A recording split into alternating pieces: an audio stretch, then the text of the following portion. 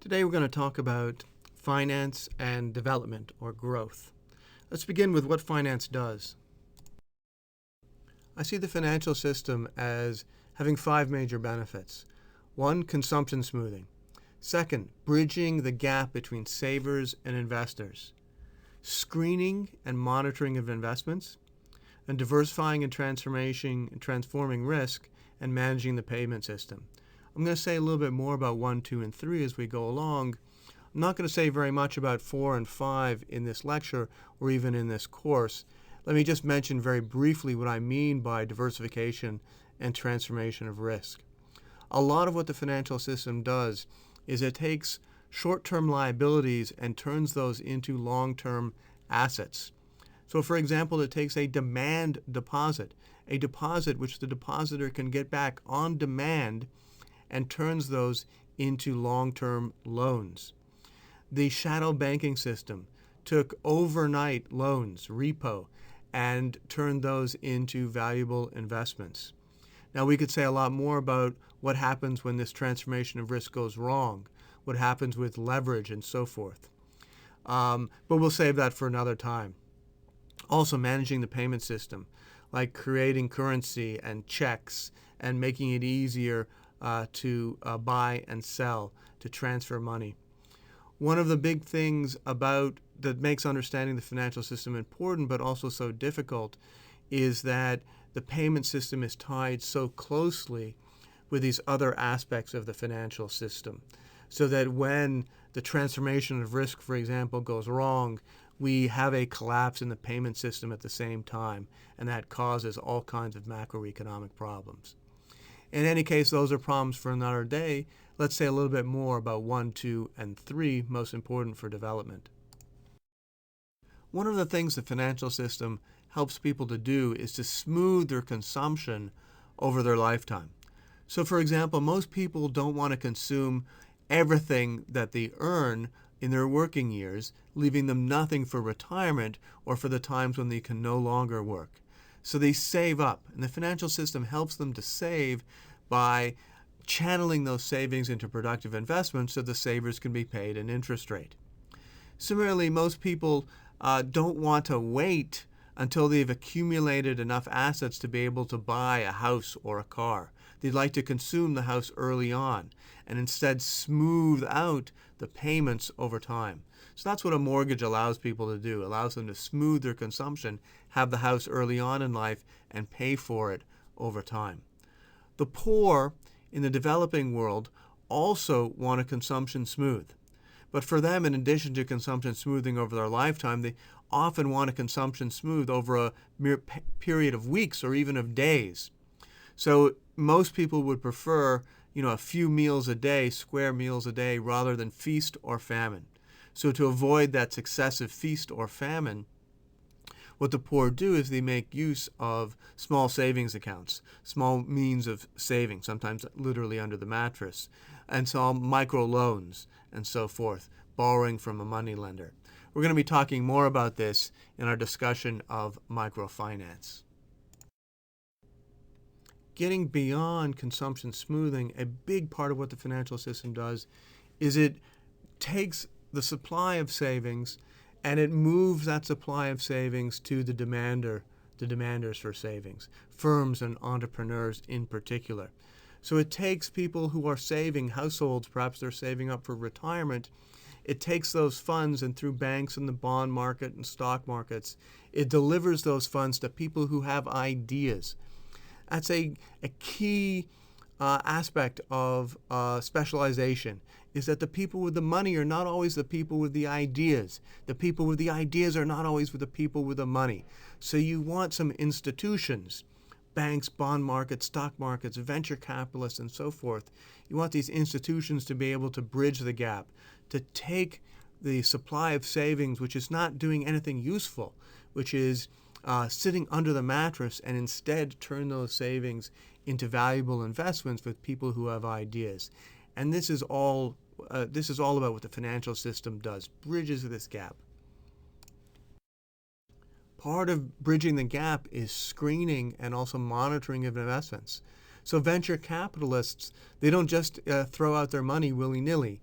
the investigate, the help, the monitor, the mentor people with whom they're going to invest, the decide how the funds of society are going to be allocated to really new speculative risky ideas.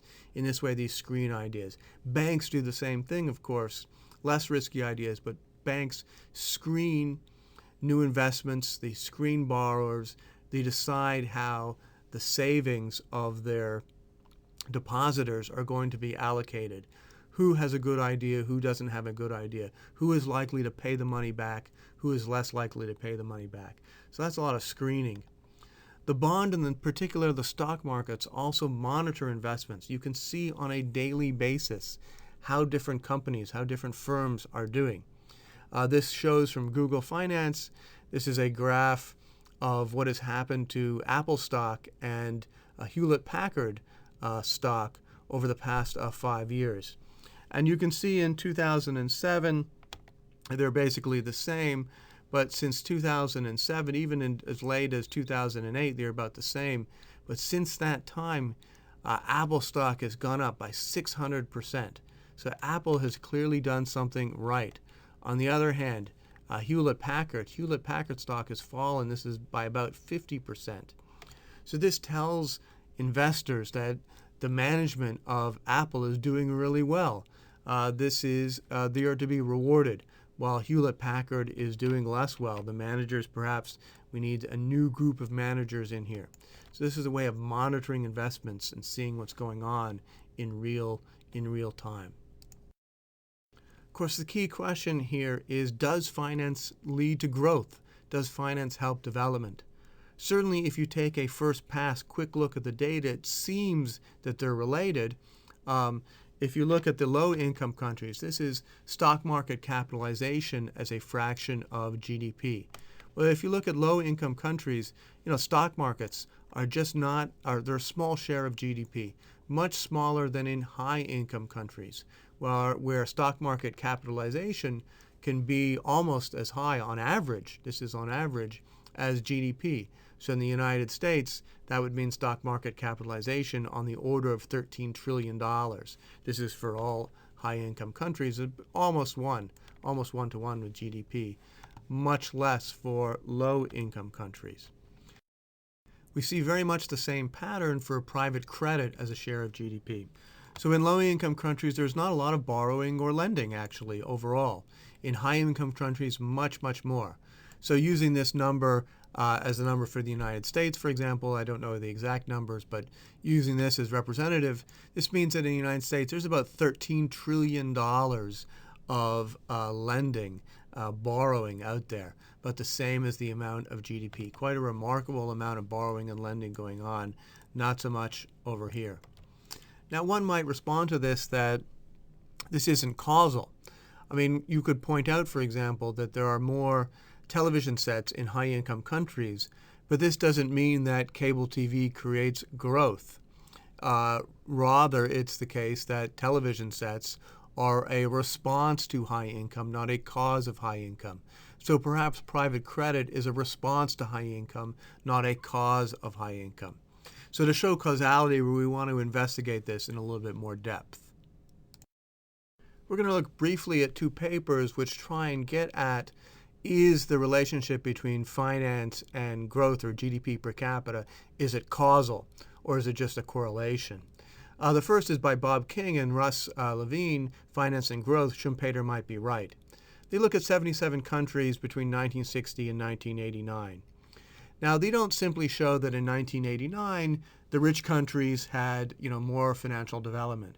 What these show, which suggests, which doesn't prove, but which suggests a more causal effect, is that financial development in 1960 is a good predictor of economic growth over the next 30 years. So what they did is they took a number of measures of financial development in 1960, including the amount of private credit relative to GDP, and countries which did better on these measures, which had more developed financial markets, they grew faster over the next 30 years. In particular, not simply in GDP per capita, but also in productivity, which is where we'd expect to see the influence of finance, is in productivity growth. So this suggests that it was the greater financial development in 1960 which improved investments, which improved the ability to take savings and turn them into productive investments, to monitor those investments, to screen those investments, that these better measures of financial development, these more development, actually led to growth. A second paper in this literature by Rajanans and Gales, Financial Dependence and Growth, took another task at this. They looked at 36 industries across 42 different countries. And what they found was that industries which are more dependent on external finance, they benefit the most from financial development. So that again suggests that there's a causal relationship between financial development and the development of these industries. And what they did was really quite clever. They said, well, the U.S. probably has the most developed financial market. So let's look at the industries in the United States which use a lot of credit in order to develop. That is, which don't have the resources to self-finance. Instead, they must borrow. So let's look at industries which borrow a lot in the United States. And let's look at those same industries in other countries and see whether the growth of those industries is tied with the financial development of those other countries. And what they found is that industries which required more external finance, as indicated by how much external finance they had in the United States, those industries grew more in countries which had more financially developed markets.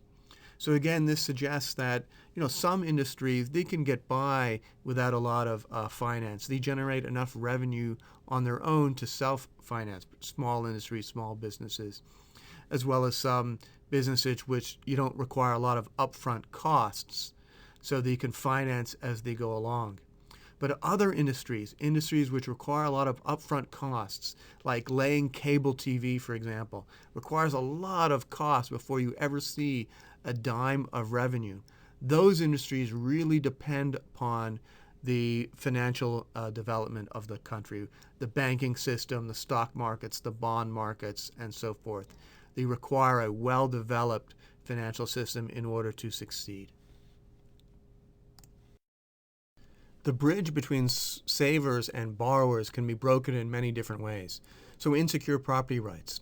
So for example, if you can't trust your bank account, if the government may expropriate your bank account, as has happened a number of times in Argentina, then people don't want to put their money in the banks, and because the money is kept under the mattress instead of in the banks, it doesn't fund firms and entrepreneurs and so forth.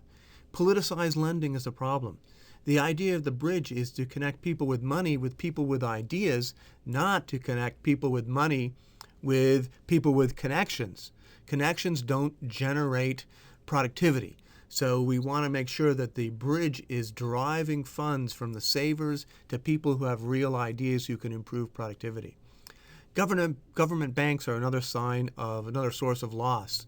So government banks tend to be quite inefficient. They tend to be closely connected with politicized lending.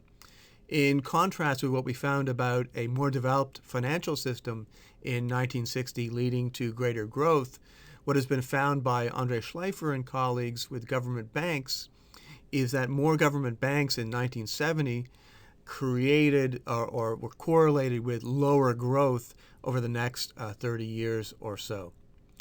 Interest rate controls, particularly interest rate controls when combined with inflation, can turn savings accounts into wasting accounts.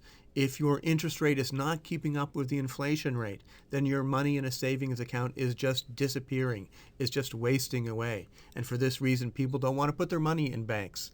And if they're not putting their money in banks, then it's probably not being lent out to firms and entrepreneurs. Finally, and this is important for developed economies, bank failures and panics. Bank failures and panics destroy this bridge. We saw this with the collapse of the shadow banking system. People pulling their money out of the shadow banking system meant that a lot of credit was no longer available to fund good ideas, and that has had a significant effect on our economy. So we need ways to make sure that banks, while incentivized to do that screening and monitoring, are still protected from panics. We don't get unjustified panics. Okay. For further reading, in addition to the articles I've already mentioned, you may wish to check out Ross Levine's 2004-2005 review article, Finance and Growth. This is a very long article, but it's comprehensive on the literature up until that time. Thanks.